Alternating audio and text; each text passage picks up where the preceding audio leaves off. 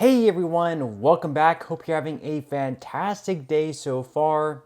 So tomorrow, payments on average of $1,900 are going to be going out to certain beneficiaries of Social Security. So we're going to be going over who is going to be receiving those payments. Plus, Robert F. Kennedy Jr. says that he is going to be on the ballot in all 50 states by the middle of July. We're going to be covering what that could possibly mean for the upcoming election.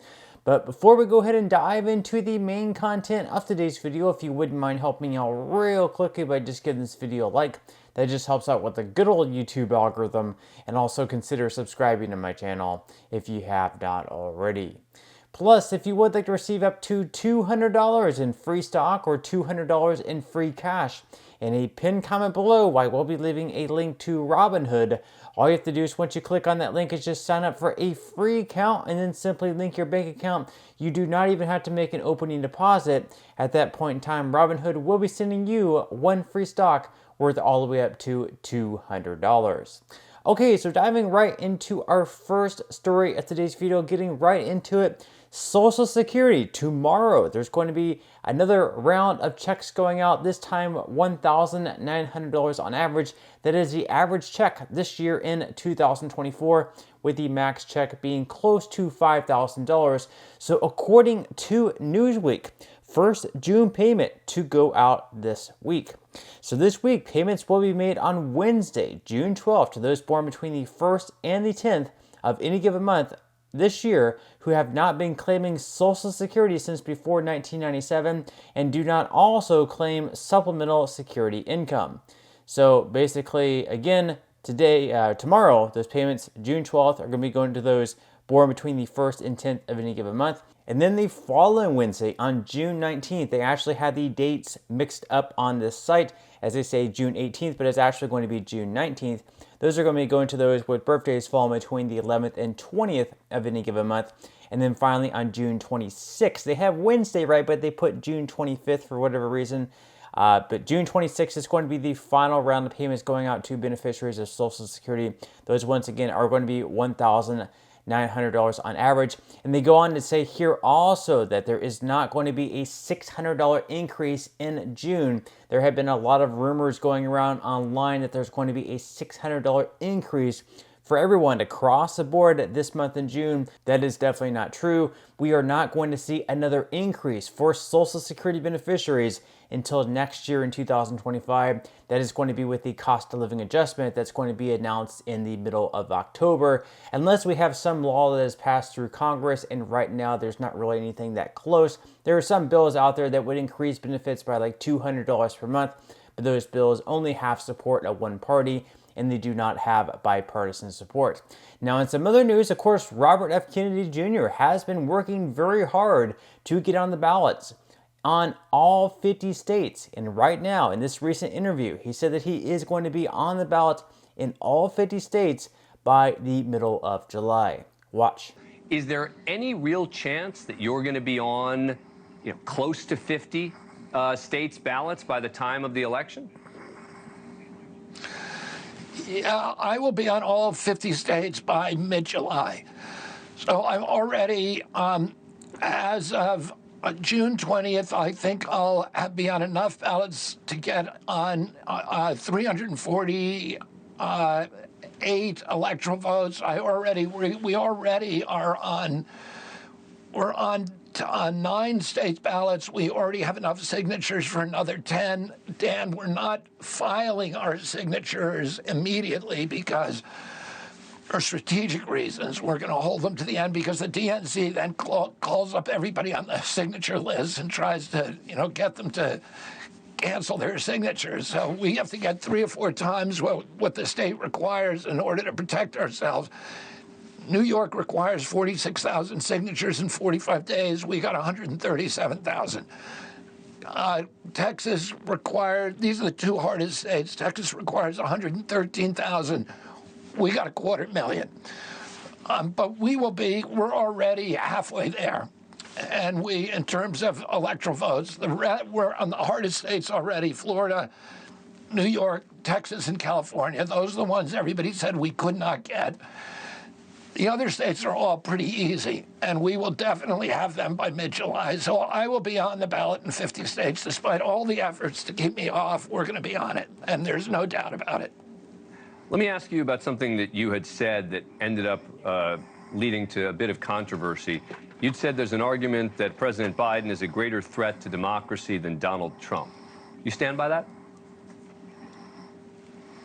Well, what I said is I could argue it, and let me tell you why. I think, people clearly, President Trump made an effort to disrupt the peaceful transfer of power, which is one of it's one of the most fundamental features of American democracy. So that is a threat to democracy. I think what President Biden did, you could argue, is much more threatening, which is the attack on the Constitution, and particularly the First Amendment freedom of expression. President Biden was actively open a portal for the federal agencies to censor the speech of his political critics. The portal, and this, we know this because of the Twitter files, but also because of my lawsuit, Biden versus Kennedy, and the lawsuit that was brought by the attorney generals of Missouri and Louisiana, Murphy versus Kennedy, or Murphy versus Biden. The discovery in those lawsuits showed that 37 hours after he took the oath of office, swearing to uphold the Constitution, President Biden began censoring his political opponents. There were White House officials who were on emails, which we now have those emails thanks to these lawsuits, with Facebook, with Twitter, with YouTube, with Instagram, telling those social media sites to remove posts by his political critics. They opened, the White House forced them to open a portal, which they gave the FBI to manage, but there were many, many agencies that had access to this portal: the CIA, the FBI, CISA, NIH, DHS, the IRS, CDC, FDA, many, many other agencies, and were able to go in there and censor political speech. So, and you can say, Dan, I know, you look at President Biden, you say, oh, he's a nice old man. He would not abuse that kind of power. But once you set the precedent for violating freedom of speech, all of the other constitutional rights are now in jeopardy. And I would say that is probably, the next guy in office, which could be President Trump, is highly likely to abuse that in a much more serious way now that the president has been created. So that's why I said I can make a very strong argument at the larger threat, because nobody cared about it. The media was CNN and MSNBC, 24 hours a day, were talking about what happened on January 6th. You could not find a media report talking about what President Biden was doing, setting this precedent that it's okay for the White House to censor the social media sites, to censor the political.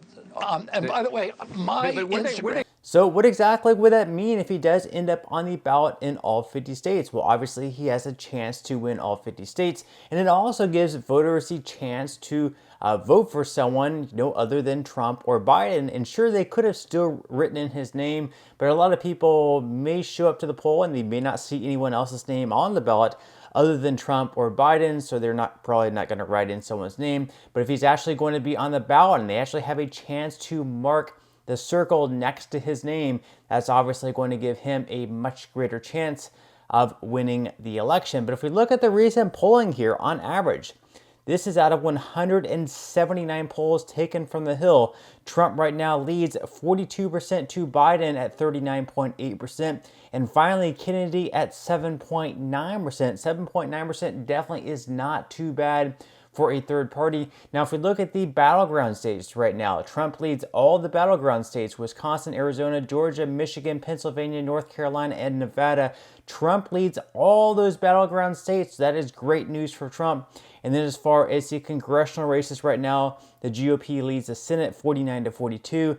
And in the generic ballot, the Republicans also lead that one as well, 45.6 to 44.7. So it should be interesting to see how everything rolls out. We have another 5 months until the election, but those 5 months I'm sure are going to speed by very quickly.